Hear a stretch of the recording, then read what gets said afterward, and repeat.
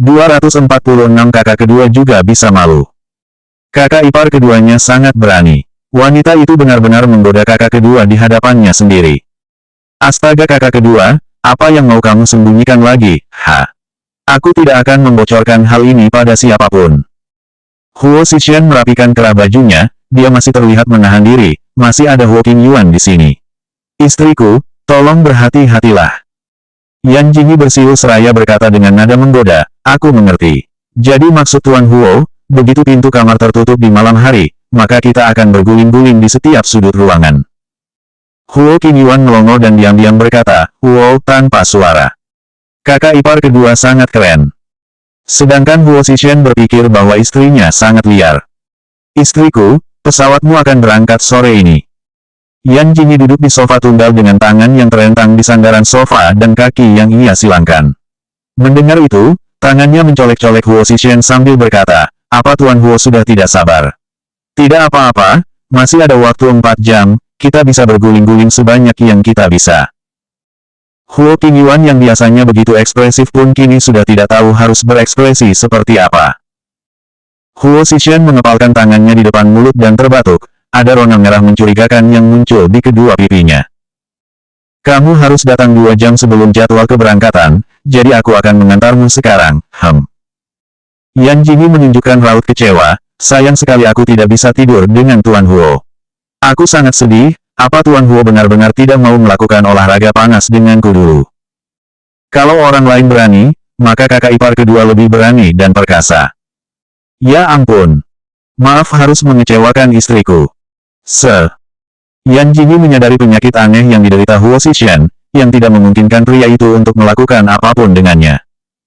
Jadi dia harus mengendalikan dirinya terlebih dulu. Menyenangkan sekali menggoda si Huo Eran, gumamnya dalam hati.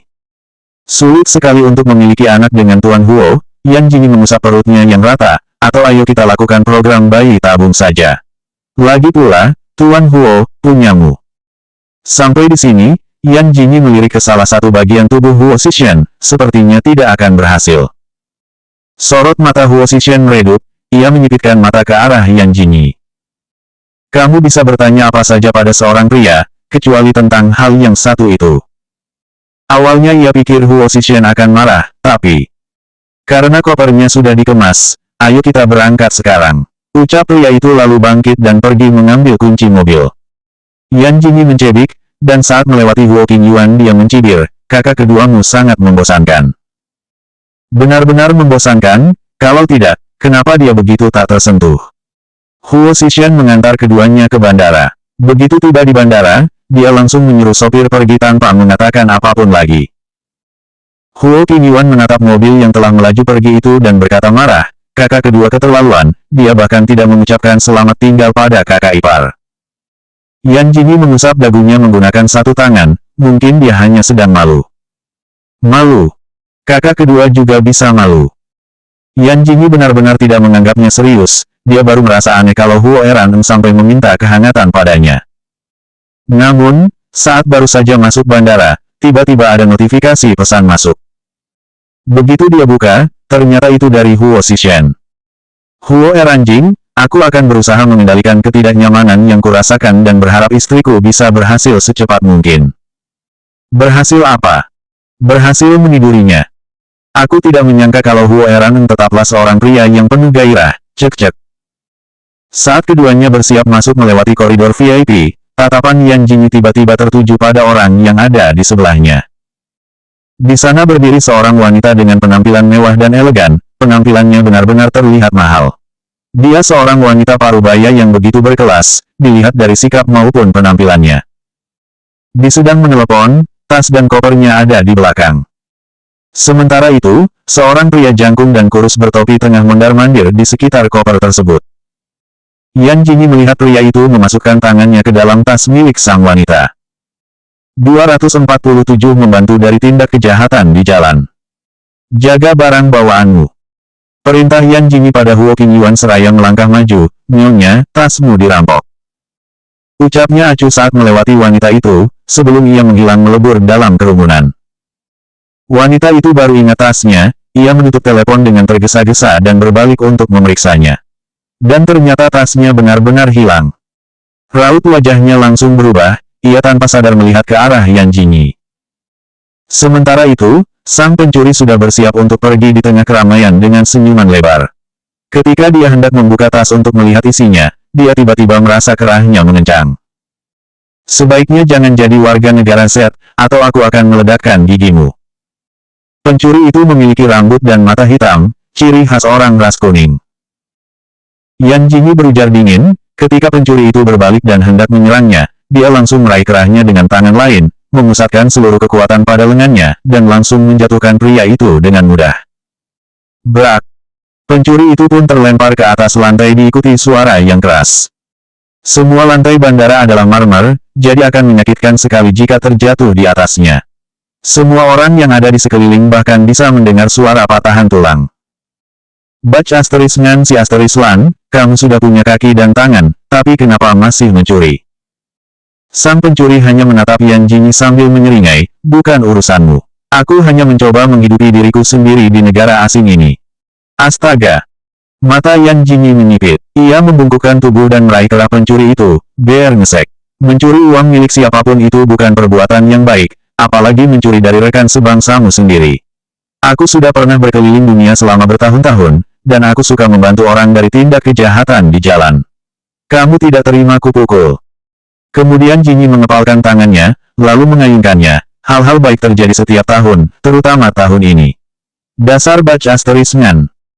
Maki Yan Jingyi seraya mengambil tas yang tergeletak di lantai, lalu berbalik dan menyerahkannya kepada sang pemilik. Nyonya, tidak cukup untuk menjadi kaya saja, kamu juga harus pandai.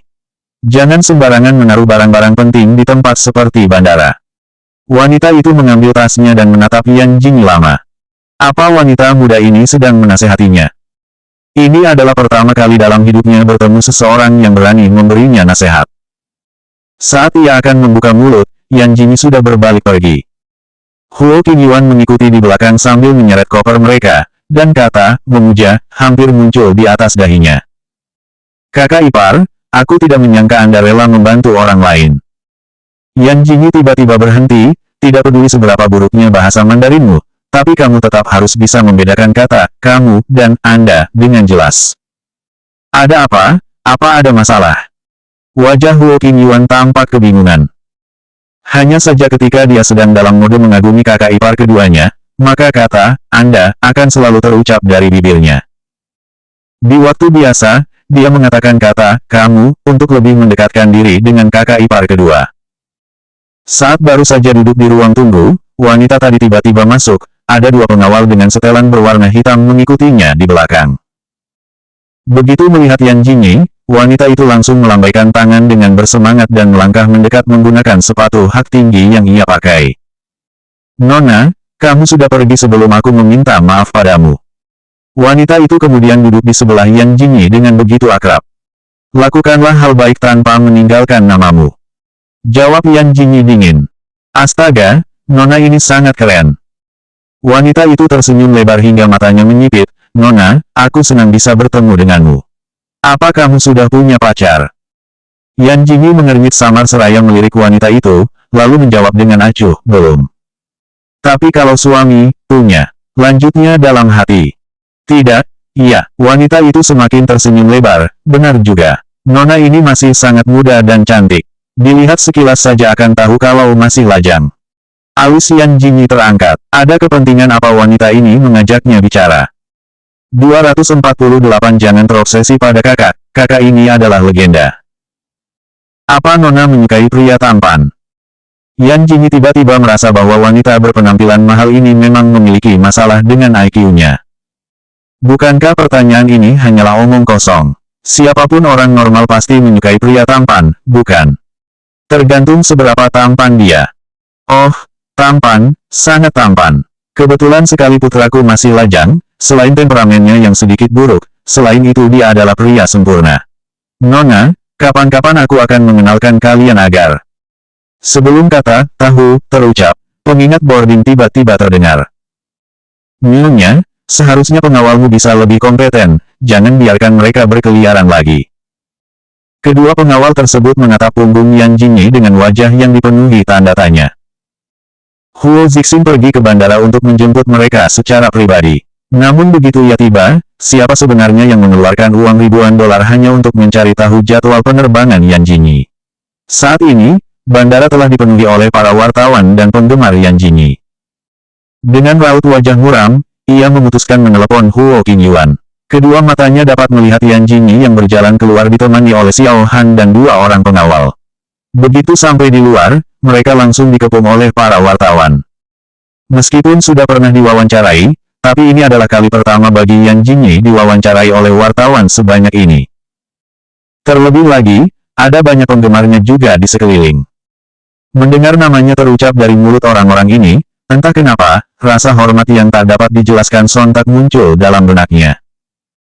Akhirnya Yan Jingyi memutuskan akan menjadikan orang-orang ini sebagai anak buahnya di desa Heiyun kelak nanti. Jingyi, apa kamu akan langsung bergabung dengan kru The Harem sepulang dari luar negeri? Dengar-dengar, kali ini kamu pergi ke luar negeri untuk melakukan pemotretan majalah. Bisakah kamu beritahu kami majalah apa itu? Jingyi, mayoritas netizen ingin tahu berapa lama kamu belajar ilmu bela diri.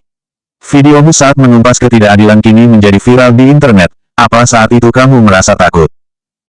Jingyi, tolong jawab pertanyaanku dulu. Kali ini kamu telah mendapatkan banyak penggemar baru berkat videomu saat menyelamatkan rekan senegara kita di luar negeri. Apa pendapatmu tentang ini?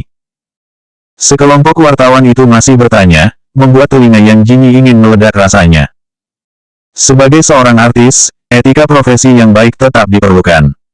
Dia berusaha untuk tetap tenang. Dan begitu dia mendengar pertanyaan terakhir yang dilontarkan oleh wartawan, dia hanya tersenyum ala kadarnya seraya mengedipkan mata ke kamera. Jangan terobsesi pada kakak ini adalah legenda. Ia kemudian mendorong para wartawan di depannya ke samping dan menunjuk pada para penggemar wanitanya. Siapa yang berani menghalangi para penggemarku, maka aku akan memukul kalian dengan kemoceng.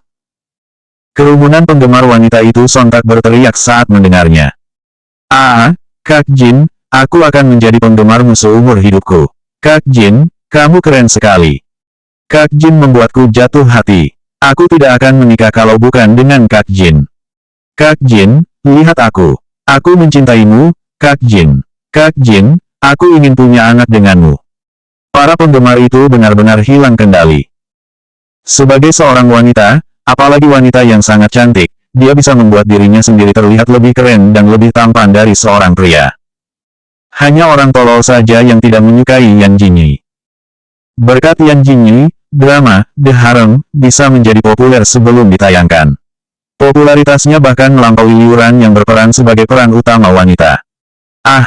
Lihat, itu Liu Ran. Yan Jingyi baru saja selesai merias wajah dan hendak melakukan pemotretan kostum saat melihat Liu Ran tengah berjalan diikuti oleh sekelompok orang.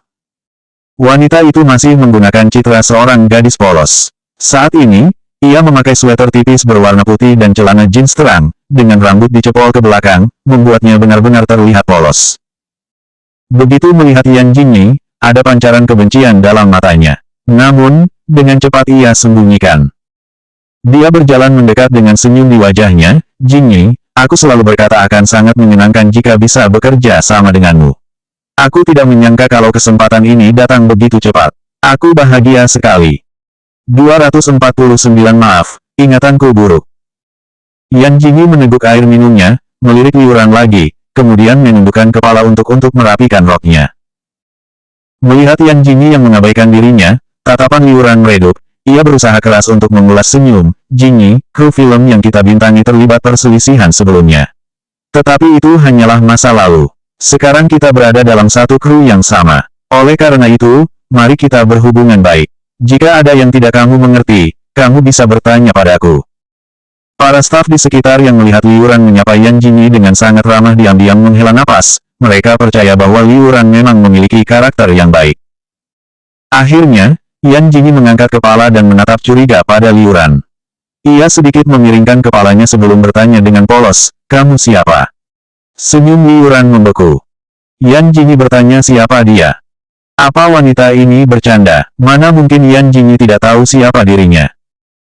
Demi mempertahankan citra yang selama ini ia bangun, Liu Ran mencoba menahan amarah. Aku Liu Ran, pemeran utama wanita film, Penguasa Pulau. Kita sudah pernah bertemu dan menginap di hotel yang sama.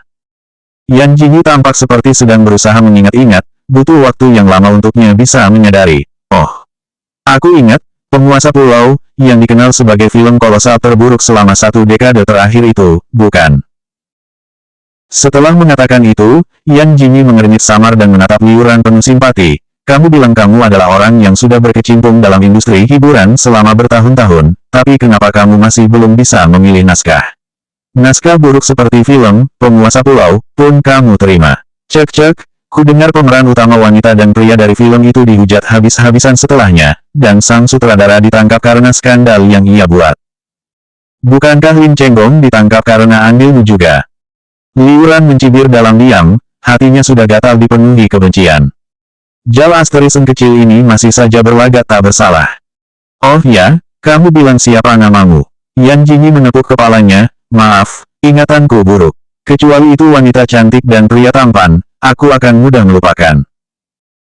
Liu Ran mengatupkan gigi dan sudah akan membuka mulut, namun seorang aktris di belakangnya tiba-tiba bersuara, hei, kamu berpura-pura, ya. Kak Liu Ran itu artis terkenal, semua orang di negara ini mengenalnya. Apa kamu sedang berpura-pura? Kamu pasti irikan karena Kak Liu Ran kami lebih terkenal daripada dirimu. Sepertinya aktris wanita itu berusia sekitar 20-an. Dia terlihat seperti wanita baik-baik, tapi sayang, mulutnya agak bau. Yan Jingyi mengusap dagunya dengan satu tangan dan bertanya dengan raut serius, kamu bilang semua orang di negara ini mengenalnya, benarkah? Melihat ekspresi polos Yan Jingyi, aktris muda itu pun mendengus. Tentu saja, Kak Liu Ran mendapat penghargaan artis populer tahun lalu. Lihatlah betapa bangganya dia, seolah-olah itu adalah dirinya sendiri. Yan Jingyi memutar bola matanya malas, senyum di wajahnya lenyap dalam sekejap, apa itu urusanku? Menyingkirlah jika tak ingin kupukul, apa kamu tidak tahu kalau temperamenku sedikit buruk? Jingyi duduk bersandar di kursi, ia mengambil buah anggur dan memasukkannya ke mulut. Dia mengenakan gaun istana yang indah, tapi saat ini dia lebih terlihat seperti bandit. Ia duduk di sana layaknya seorang gangster. Kamu. Cukup Xiaoshan. Mungkin Yan Jingyi memang tidak terlalu mengikuti berita di industri hiburan. Liu Ran membuka suara, dia terdengar meremehkan Yan Jingyi, tapi...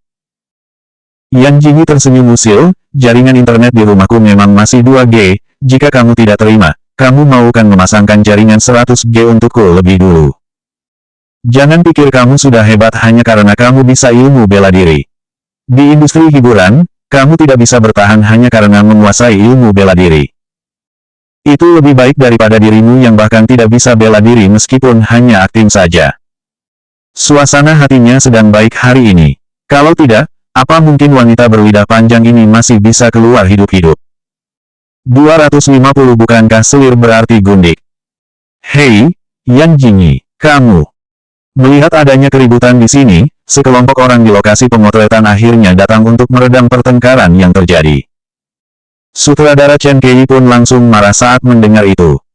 Cepat pergi dari sini jika kamu tidak mau berada di kru ini. Setelah itu dia menatap tajam sang aktris muda, Su Xiaoshan. Kamu tahu jelas bagaimana caramu mendapatkan peran pendukung ini, jadi jangan paksa aku memecatmu. Su Xiaoshan seketika menurut dan dengan cepat membungkuk minta maaf saat mendengar ucapan sang sutradara. Namun, di saat yang sama dia juga sangat membenci Yan Jingyi. Meskipun Yan Jingyi menjadi pemeran utama wanita kedua, tapi dia berperan sebagai ratu, jadi dia mengenakan pakaian yang indah. Liu Ran adalah pemeran utama wanita pertama, meskipun pada akhirnya dia hanya berperan sebagai seorang selir kerajaan yang mulia. Tapi posisinya lebih tinggi daripada Yan Jingyi, sehingga pakaiannya pun sangat cantik. Drama pertempuran istana berskala besar semacam ini membutuhkan setidaknya 2 kali lebih banyak artis dibanding drama TV biasa, terutama aktris yang memerankan kecantikan 6 istana. Selain itu, ada pemeran utama pria pertama, kedua, ketiga dan ditambah beberapa aktor veteran, totalnya ada lebih dari 20 orang yang datang untuk melakukan pemotretan kostum hari ini. Orang yang berperan sebagai kaisar adalah Cao Peiking, seorang bujangan emas yang sangat terkenal di industri hiburan. Dia akan segera menginjak usia 40 tahun dan masih belum menikah juga. Namun ia masih mempertahankan bentuk tubuhnya yang proporsional dengan selalu berolahraga, wajahnya pun tidak terlihat tua. Di usia ini, dia masih bisa bersaing dengan para aktor muda. Ada foto yang harus Yan Jingyi ambil bersama Liu Ran dan Cao Peiking. Cao Peiking mengenakan jubah bermotif naga dengan mahkota raja di kepalanya. Ia duduk di kursi yang membuatnya terlihat begitu bermartabat. Ada tempat duduk lain di sebelahnya. Liu Ran sudah memperbaiki riasannya dan hendak duduk di sana, namun Yan Jingyi lebih dulu mendudukinya saat melihat pergerakan wanita tersebut. Tatapan Liu Ran tampak tidak senang. Ia mengulas senyum enggan. "Jingyi, apa yang kamu?" Yan Jingyi merapikan roknya yang lebar. Mendengar hal itu, dia langsung menunjuk ke sisi lain Cao Peiking. "Oh, kamu berdiri di sana saja. Apa maksudnya?" Dia adalah pemeran utama wanita di sini, dan wanita itu menyuruhnya berdiri. Melihat hal ini, Su Xiaoshan tidak dapat menahan diri untuk memprotes lagi. "Hei, Yan Jingyi, ada apa denganmu? Kamu hanya pemeran utama nomor 2, Kak Liu Ran lah yang nomor 1 di sini. Kursi itu milik Kak Liu Ran, yang harus berdiri itu kamu." Yan Jingyi menatapnya penuh peringatan dan bertanya dengan tenang, posisi siapa yang lebih tinggi antara selir dan ratu? Su Xiaoshan memandang jijik padanya, "Hal seperti ini pun kamu tidak tahu, tentu saja ratu." Yan Jingyi terkekeh lebih dulu sebelum merubah ekspresinya menjadi datar lagi. "Kamu sudah tahu kalau posisi ratu lebih tinggi, tapi berkata kalau kursi di sebelah kaisar bukanlah milik ratu, apa aku harus membiarkan seorang gundik mendudukinya?" "Gundik?" Liu Ran begitu marah. Apa Yan Jingyi mengatainya seorang gundik? Su Xiaoshan berusaha menenangkan Liu Ran. Mendengar itu, Su Xiaoshan merasa telah menangkap basah Yan Jingyi. "Beraninya kamu mengatakan Kak Liu Ran gundik? Yan Jingyi, kamu sudah tidak mau berada di industri hiburan, iya? Istri kaisar adalah ratu, sedangkan semua selir yang mengelilinginya tetaplah menjadi selir. Dalam bahasa modern, bukankah selir berarti gundik? Aku yang berasal dari zaman dulu saja lebih tahu daripada dirimu." Banyak staf yang menganggukkan kepala. Su Xiaoshan sudah kehilangan kata-kata. Ia menatap Liu Ran dengan wajah memerah. Liu Ran tersenyum tipis, dan berkata, "Jingyi benar. Dalam drama ini, dia adalah ratu, sedangkan aku selir yang mulia. Dia memang seharusnya duduk, dan aku yang berdiri." Setelah itu, dia berjalan menuju ke samping kiri Cao Peiking dan berdiri diam di sana. Orang-orang yang ada di sana menghela nafas melihat sifat baik Liu Ran. Pada saat yang bersamaan, mereka semakin membenci Su Xiaoshan. Bagaimanapun juga, dia bergabung karena koneksi orang dalam. Tidak ada yang bisa mereka lakukan untuk itu. Selanjutnya bab 251.